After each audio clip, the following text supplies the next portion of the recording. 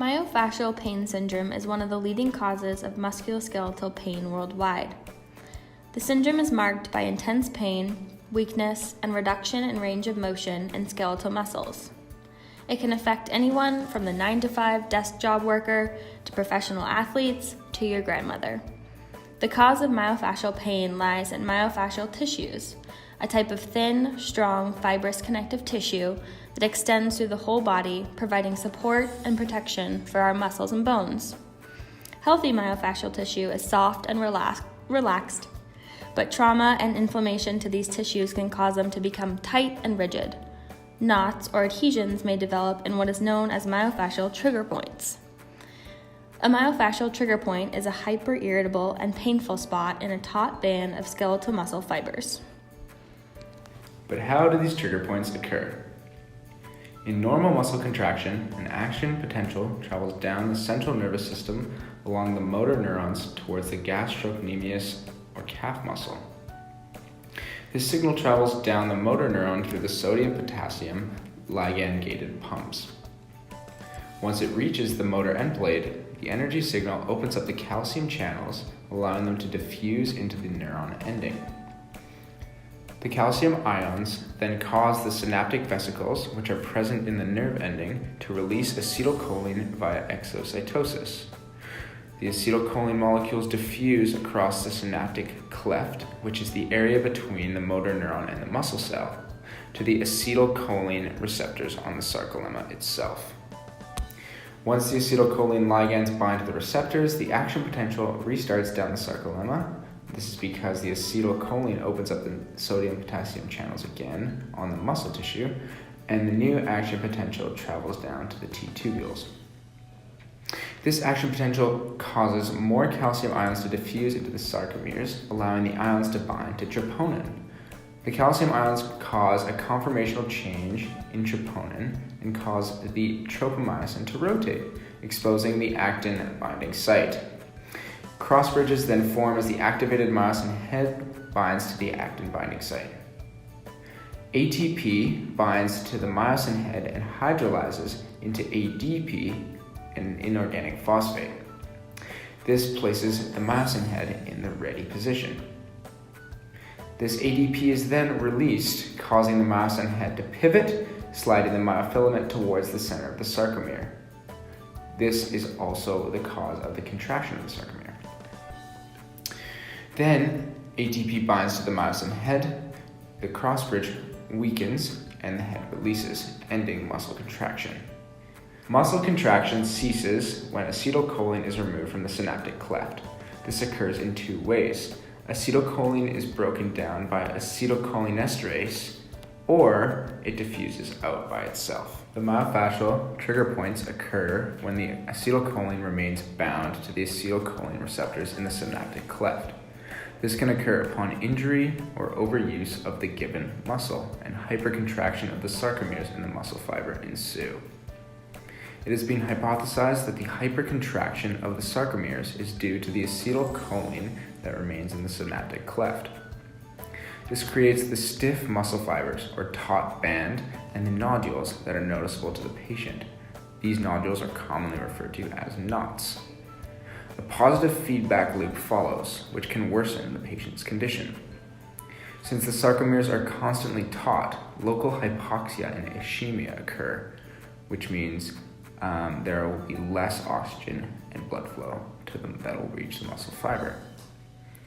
This, in turn, causes an ATP deficiency because the muscles are constantly using that ATP while in flexion. This changes the calcium uptake, which reduces the decomposition of acetylcholine in the synaptic cleft, and this increases the overall hypercontraction of the sarcomeres. The local pain is caused due to inflammatory mediators that are released during this feedback loop. These include bradykinin and calcitonin gene-related peptide. These inflammatory mediators sensitize the peripheral nociceptors, also known as the sensory nerves, which cause pain in the surrounding muscle tissue.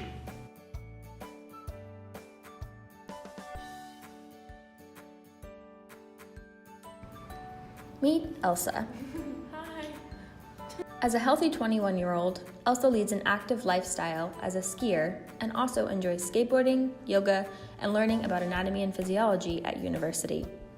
The sports that Elsa spends her time doing are tough on her lower body and require repetitive and strenuous concentric and eccentric movement of the calves and ankles. About 2 weeks ago, Elsa began feeling increasing discomfort in her Achilles tendons that seemed to worsen every time she went skiing. Recently, Elsa has began feeling discomfort while walking, and this is when she decided to see a physiotherapist. The physiotherapist told her that the cause of her Achilles pain was tight calves caused by myofascial trigger points. The fascia, or connective tissue, of the calf comes together to form the Achilles tendon at the back of the ankle. Therefore, if the calf muscle is tight, then the Achilles tendons are tight too. They are so interconnected that a problem with one is therefore a problem with both. Elsa's physiotherapist, after assessing Elsa's taut calf bands, decided that the next best step was to release the myofascial trigger points in order to relieve her Achilles tendon pain. Now that we have a better understanding of myofascial trigger points and the pain they can cause, we're going to really delve into one of today's leading therapies, dry needling or intramuscular stimulation. An important thing to note is the distinction between dry needling and traditional Chinese acupuncture, an Eastern form of medicine that targets energy called qi, which moves throughout the body via meridians. Acupuncture targets high-density areas of nociceptors present on the meridians and uses superficial stimulation via needles to, so to say, recalibrate the flow of qi throughout the body. Dry needling, on the other hand, is a type of myofascial release. The needles are larger and go deeper into the tissue to target a specific point of pain in a given muscle with the purpose of relieving that pain. Dry needling triggers a local twitch response in the muscle, which can jumpstart recirculation that will break the positive feedback loop mentioned before, as well as interrupt neuromuscular junction noise to invoke a pain-relieving effect. So, while it sounds and honestly looks fairly daunting, this form of therapy is actually a very effective way to combat pain.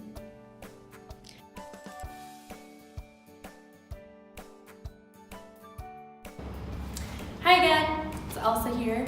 So recently we talked about how I was having Achilles tendon pain, and when I went to my physical therapist, she pointed out that I have very tight calves, and she recommended that I get some myofascial trigger point release. And so what happened next was I made an appointment for dry needling, and that happened this morning. And here is the video from that appointment.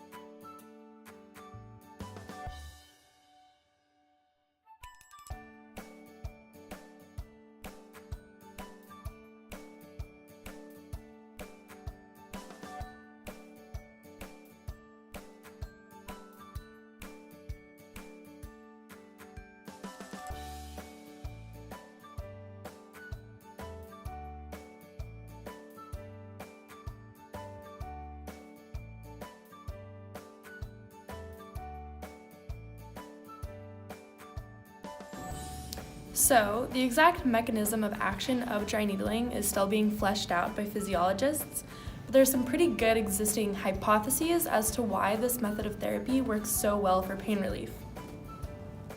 First, we can look into how dry needling affects the taut band caused by excessive acetylcholine release at the neuromuscular junction. When a needle is inserted into a neuromuscular junction, it stimulates a dumping of acetylcholine into the neuromuscular junction, thus causing that local twitch response, and subsequently a depletion of those acetylcholine stores, which leads to less spontaneous electrical activity and therefore less irritation. Next, we'll look at the potential effects dry needling has on blood flow. It's been shown that sustained contractions of muscle bands can cause a loss of blood flow or hypoxia, which can then result in the release of vasoactive and pain-inducing substances.